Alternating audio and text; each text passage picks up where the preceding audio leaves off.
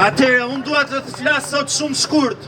Në radhë të parë, jo për korrupsionin që ka bërë Edi Rama këto 13 vjet, 15 vjet sa kanë vajtur, se dhe nuk numërohen më. Sepse për të parë korrupsionin e Edi Ramës, mjafton të ndiqni fjalimet dhe sjelljen e tij këto 3 muajt e fundit. Ai sot nuk ka më as turp ta fshehi më korrupsionin e bërë nga ti dhe gjithë zullumqarët e tij si Belinda Balluku. Ai sot ka dalë hapur në mbështetje të hajdutëve. Hajduti nuk është vetëm kryelet ministri Edi Rama. Hajdut janë të gjithë ata që vinë mbas tij. Ai sot ka ndërtuar një sistem të vërtet hajdutërie.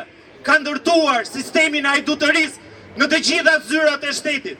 Ka ndërtuar sistemin e hajdutërisë në spitale, ka ndërtuar sistemin e hajdutërisë në universitete, në të gjitha zyrat e administratës shtetërore. Mjafton të shikoni Edi Ramën, se si mbërthen buzët e tij të afshta me duart për t'i treguar këtij populli, mos flisni. Sot Edi Rama do thjesht që njerëzit të mos flasin. Sot Edi Rama do nga gjithë partia e tij, nga 83 zarat që ngrohin thjesht se diljet e tyre në parlamentin shqiptar, të mos flasin, thjesht të votojnë të gjitha ligjet që të pengojnë drejtësinë në filizën ku është ngritur. Unë sot nuk ka nevojë të flas për këtë korrupsion, sepse ai është hapur. Ne sot atë ndjejmë në të gjitha senset e jetës tonë.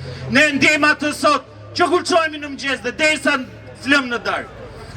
E shohim kur ecim në rrugë, e shohim kur policia është selektive, e shohim kur universitetet janë të korruptuara, kur rektor, dekan, kur shefat departamentesh e kanë çiflikun e tyre universitetin, dhe jo një detyrë qytetare, dhe që detyrë të shenjtë që ku t'japin dije.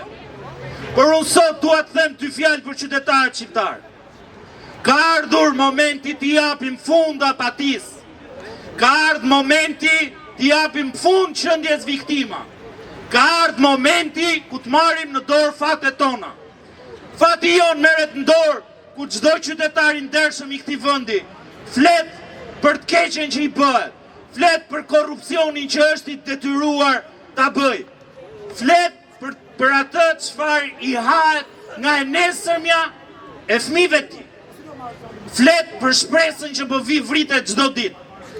Prandaj, thirrja për qytetarët e këtij vendi është: zgjoni o popull, zgjoni se s'do keni më gjë Shqipëri nesër ku mund të rrisni fëmijët tuaj, sepse atë Shqipëri e ka kollaboruar korrupsioni i Edi Ramës, i Sali Berishës, i Ilir Metës dhe të gjithë të korruptuarve të këtij vendi të 100 viteve të fundit.